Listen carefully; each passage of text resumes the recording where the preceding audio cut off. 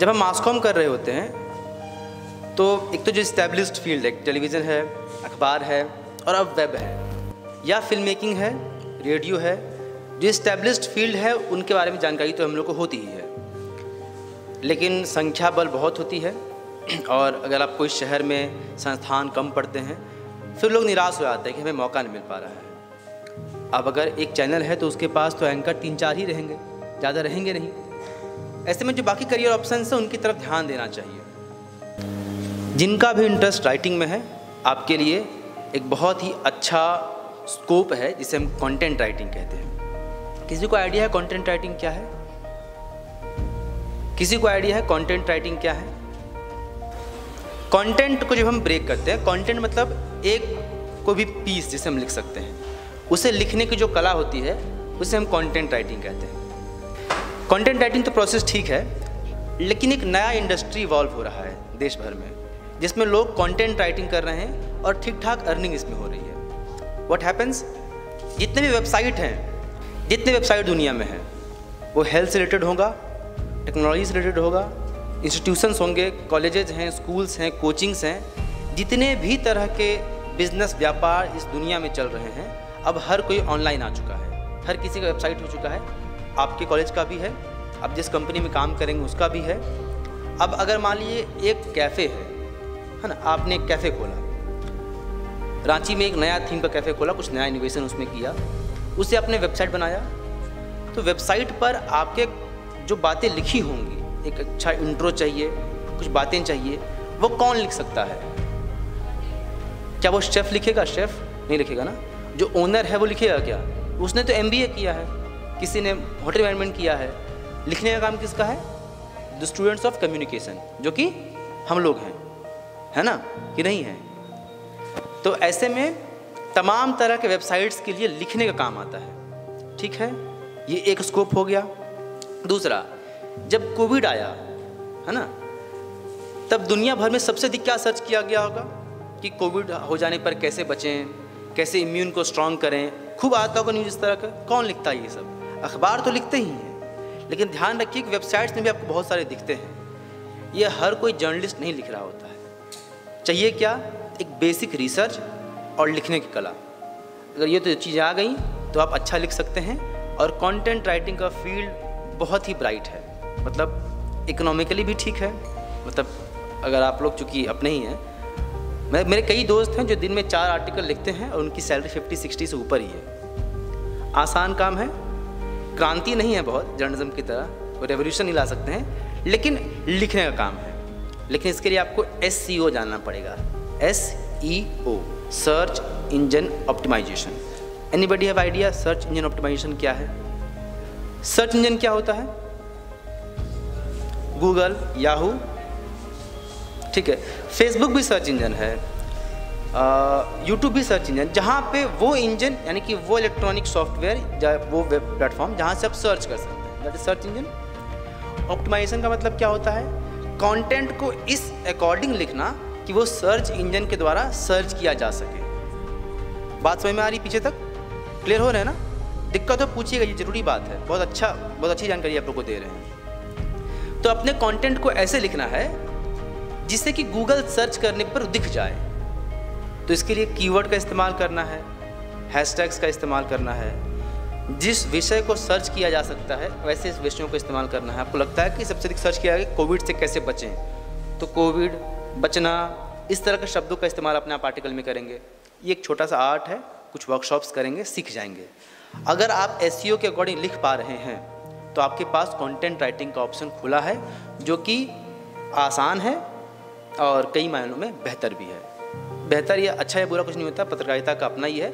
मैं इसके अलग कुछ स्कोप बता दे रहा हूँ जिसकी तरफ आप सोच सकते हैं, क्योंकि इस हॉल में मौजूद 100 से अधिक बच्चे सबके सब पत्रकार बन जाएं, ये प्रैक्टिकल भी नहीं है, पॉसिबल भी नहीं है, ये होना भी नहीं चाहिए।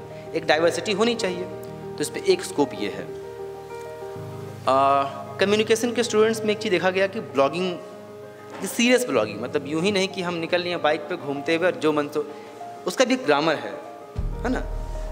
उसमें भी स्किल की ज़रूरत पड़ती है कि आप अच्छा कम्युनिकेट कर पा रहे हो, क्या दर्शक देखना चाहते हैं, क्या नहीं देखना चाहते हैं। ऐसे कई लोग हैं जो अच्छी ब्लॉगिंग कर रहे हैं, ऐसे कई लोग हैं जो अकेले पत्रकारिता कर रहे हैं, उसमें से कई ऐसे हैं जो कि बहुत घटिया कर रहे हैं, उनकी तरफ नहीं जाना है, लेकिन अच्छे लोग भी हैं जो सिंगल हैंडेडली पत्रकारिता कर रहे हैं और किसी विषय पर अच्छे से अपनी बातें रखते हैं और बाद में वो टीम बड़ी हो जाती है ना।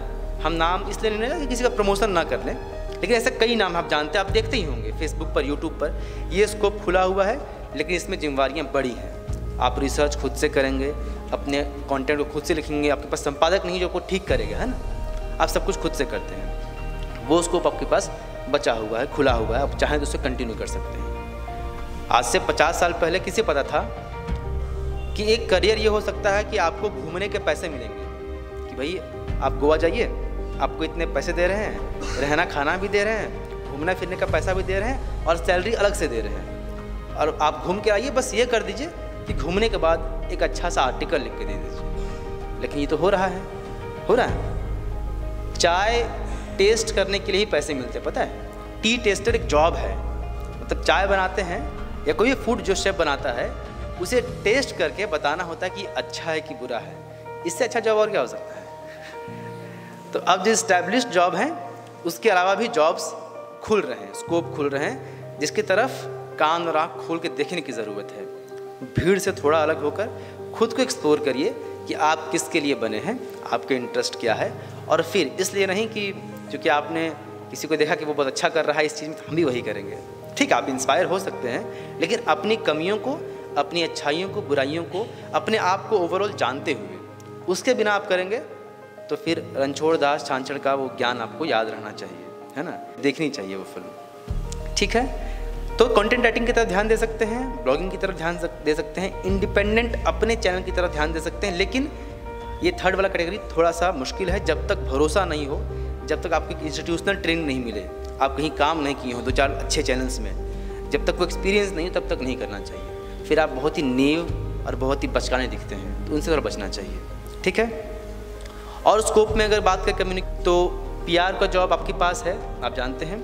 अब हर बड़ी कंपनियां पीआर रख रही हैं, लेकिन पीआर के लिए थोड़ा जर्नलिज्म का एक्सपीरियंस होना ज़रूरी है ना। मैक्सिमम जर्नलिस्ट लोग जो हैं वो पीआर की तरफ मूव करते हैं, क्योंकि उसमें थोड़ी सैलरी ठीक होती है और आसान काम होता है, मतलब इतनी भागदौड़ जर्नलिज्म में नहीं होती, लेकिन उन्हें भी जर्नलिज्म ही पे ऑफ करता है। ठीक है, पीआर का आपके पास स्कोप बचा हुआ है। एक मुझे व्यक्तिगत रूप से लगता है, बाकी लोग अगर इसमें एग्री नहीं करें तो कोई बात नहीं, जैसे कई कम्युनिकेशन के छात्र जो हैं वो फिल्म मेकिंग में तो जाते ही हैं, अभी जो वेडिंग फोटोग्राफी हो रहा है या वेडिंग में जो वीडियोग्राफी होता है उसकी तरफ जाते हैं। हम लोगों ने सिलेबस में अभी तक इंक्लूड नहीं किया, यूजीसी ने या फिर कॉलेजेस ने, लेकिन मैं व्यक्तिगत रूप से मानता हूँ, एक शिवप्रकाश सर बताए थे, वहाँ से मैं भी उनसे एग्री करता हूँ कि ये होना चाहिए कि जो नए स्कोप खुल रहे हैं इसमें कोई बुराई नहीं है, या कोई ऐसा नहीं कि यार ये तो वेडिंग कर रहा है तो ये ठीक काम नहीं कर रहा है। एक बहुत अच्छा स्कोप है, इंसान अपने हिसाब से काम कर पाता है, अपने हिसाब से कंटेंट डिलीवर कर पाता है, और इससे वेडिंग में भी रेवोल्यूशन आ रहे हैं। अब वो सिर्फ वो फूल उड़ाकर फ़ोटो नहीं खिंचा रहे, बहुत स्टोरी टेलिंग फ़ोटो हो रही है, स्टोरी टेलिंग वीडियोज़ बन रहे हैं, उनकी कहानियों को लोग वीडियोज़ के माध्यम से डिपिक्ट कर रहे हैं। ये तब हो रहा है जब आप जैसे क्रिएटिव लोग इन फील्ड्स में जा रहे हैं। तो स्टैब्लिश्ड फील्ड के अलावा भी जो स्कोप है उनकी तरफ ध्यान देने की ज़रूरत है। और कम्युनिकेशन के स्टूडेंट्स हैं तो आपके लिए बहुत सी चीज़ें खुली हुई हैं, और लगभग हर क्षेत्र में लिखने पढ़ने की आज़ादी है। लेकिन अगर आपको लिखना आता हो तो किसी एक भाषा पे कमांड बनाइए कम से कम, तब बाकी चीज़ें जो है वो है ही, इनके अलावा जो भाषा है उस पर कमांड रखिए। अच्छा बोलना, अच्छा लिखना सीख लीजिए, प्रोनाउंसिएशन में गड़बड़ नहीं हो, लिखने में स्त्रीलिंग पुल्लिंग की गड़बड़ नहीं हो, छोटी की बड़ी की का अंतर पता हो, उच्चारण सही हो, सेंटेंसेज बहुत लेंदी और बहुत कंफ्यूजिंग नहीं हो रहे हो, स्पष्ट लिख पा रहे हो, पढ़ने में लोग विजुअलाइज कर पा रहे हो, तो ये सब चीज़ें हो रही हैं तो आपके लिए आसमान खुला हुआ है। ठीक है, तो इन तरफ ध्यान दीजिएगा। फिलहाल ये वीडियो देखते हैं और फिर सेशन खत्म करेंगे। ठीक है, थैंक यू।